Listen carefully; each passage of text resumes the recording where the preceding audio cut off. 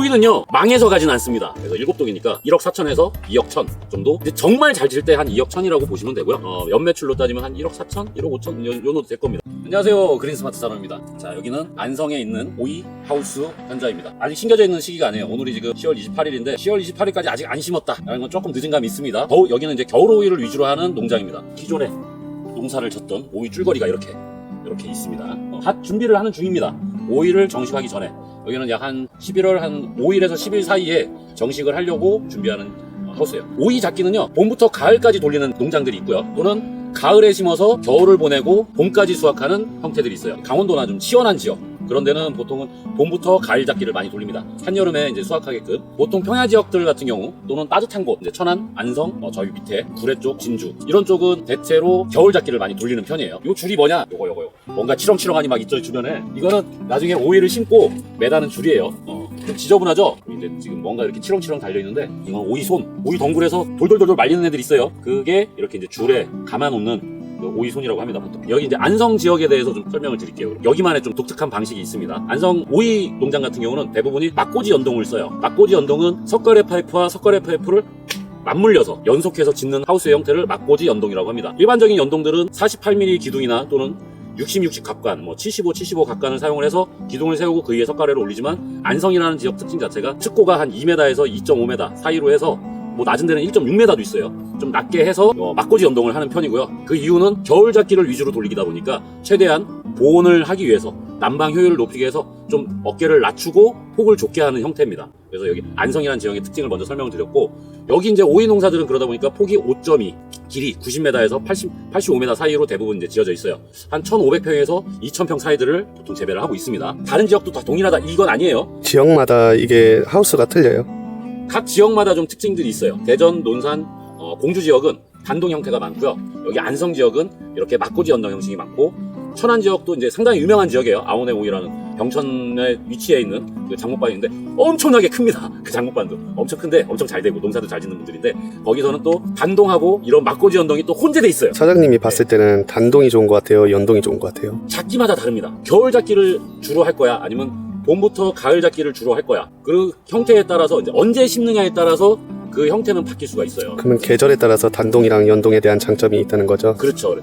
단동형으로 가게 되면은 아무래도 보온율이 약간 더 떨어져요. 여기는 지금 대체로 3중 구조라면은 단동으로 짓는 데는 4중 구조로 이제 오이 재배를 하고 있습니다. 이제 병해충 방지하는 거는 좀 더 유리해요. 독립되어 있는 공간이기 때문에 병해충을 더 중점을 줄 거야, 난방비를 더 중점을 줄 거야. 이거에 따라서 형태들은 바뀔 수가 있어요. 그러면은 여름이랑 겨울 그 재배 중에 어떤 거를 더 많이 하시나요, 보통? 그것도 지역마다 특징이 있어요. 평야 지역 같은 경우는 햇빛이 잘 듭니다. 따뜻하죠? 햇빛이 잘 드니까. 오이라는 식물 자체가 햇빛을 상당히 좋아해요. 약 3일 정도만 날씨가 흐리면요, 오이가 안 달립니다.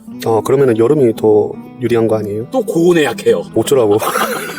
이파리가 아주 넓어서 광 요구량이 상당히 많은 애면서도 햇빛에 약해서 햇빛이 강할 때는 이 순머지가 와요. 순머지는 뭐냐면은 오이 줄기가 계속 이제 이파리가 계속 피면서 키가 커져야 되는데 그 끝이 타가지고 없어져 버려요. 더 이상 키가 안 크고 엽순만 계속 생깁니다. 그렇게 되면 오이 수확량이 확 떨어져요. 제가 듣기로는 오이가 그나마 이제 귀농하는 사람 중에 안전한 작물이라고 얘기를 들었어요. 맞습니다. 오이는요 망해서 가진 않습니다. 제가 이제 오이도 이제 재배를 했었는데, 오이 같은 경우는 특징이 뭐냐? 바빠서 돈을 못 써요. 오이 농사는 바빠서 돈을 못 씁니다. 돈 쓸 시간이 없어요. 돈이 안전하네요.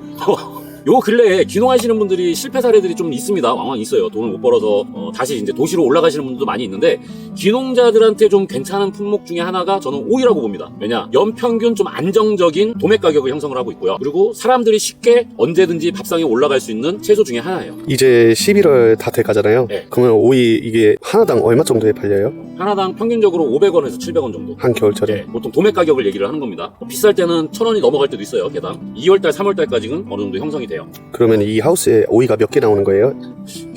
개수로는 저도 안 세봤네요. 그러니까 요 정도 면적이면은 잡기가 끝나고 나면은 순소득 말고 총소득으로 따지면 한 1억 2천에서 1억 5천 정도 보시면 돼요.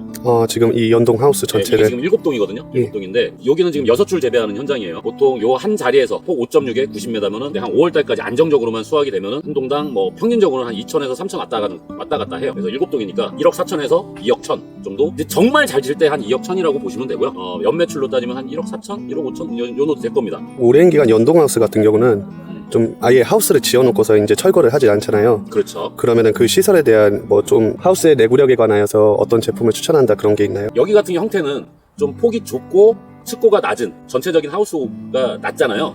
그러다 보니까 어떤 문제가 나중에 발생을 하냐면은 12월달, 1월달 요때는 햇빛을 최대한 많이 받기 위해서 구조를 만들어줘야 돼요. 일단은 비닐 자체가 1중 쪽에서는 최대한 빛이 많이 들어오게끔 좀 맑은 필름을 쓰시면 좋습니다. PO 필름들을 쓰시면 좀 더 도움이 많이 돼요. 햇빛량이 많아지니까. 2중과 3중 같은 경우는 좀 온도를 조절을 해주면서 보온도 되고 빛을 분산시키는 그런 필름을 사용해 주시면 돼요. 그런 필름들이 대표적으로 산란 PO 필름이라는 게 있고요. 저희 직조 필름이라는 것도 있습니다. 여기 이제 농가도 지금 올해가 직조 필름을 설치를 하는 현장이라 제가 현장에 방문을 해서 지금 보여드리고 있는 건데 이렇게 이제 3중에 지금 올해가 직조 필름을 설치를 하셨어요. 이제 올해가 직조 필름을 쓴 이유도 여기 농가분이 직접 선택을 하셨습니다. 2월달, 3월달이 되면요 하우스 안에 들어오기가 싫을 정도로 엄청 뜨거워요. 산란이 되는 필름을 쓰게 되면은 빛이 분산돼서 내가 사람이 들어와도 따갑지 않고 뜨겁지 않게 세팅을 해주신다면 농사 짓는 분들도 들어왔을 때 좋겠지만 그 외에도 작물이 식물이 햇빛을 원활하게 사용할 수 있는 환경을 만들 수 있겠죠. 광합성도 좋아지고 적정량의 광합성이 필요한 겁니다.